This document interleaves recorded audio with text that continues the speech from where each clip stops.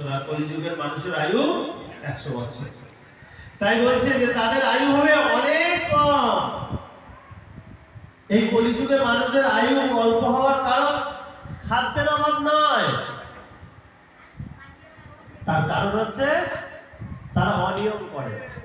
তো এই যে কিছুদিন আগে করোনা ভাইরাস এসেছিল, করোনা হয়েছিল, লকডাউন হয়েছিল, তো আপনারা কি খবরের কাগজ বা টিভি চ্যানেলে কোথাও খবর পেয়েছে যে অমুক গ্রামের অমুক ব্যক্তি না খেতে পেয়ে মারা গেছে? এরকম কোথাও কোনো খবর আমরা পাইনি। তাই বলছে যে এই কলিযুগের মানুষের আয়ু অল্প হওয়ার কারণ হচ্ছে খাদ্যের অভাব নয়, তার কারণ হচ্ছে তারা অনিয়ম করে, অনাচার করে।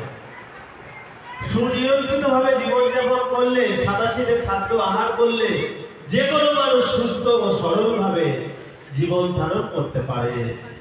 অত্যাচার, অত্যাধিক নির্যাতন, অন্যের করুণার উপরে অত্যাধিক নির্ভরশীলতা এবং কৃত্রিমভাবে জীবনের মান উন্নত করার চেষ্টা মানুষের জীবনী শক্তি শোষণ করে নেয়, তাই তাদের আয়ু কমে যায়।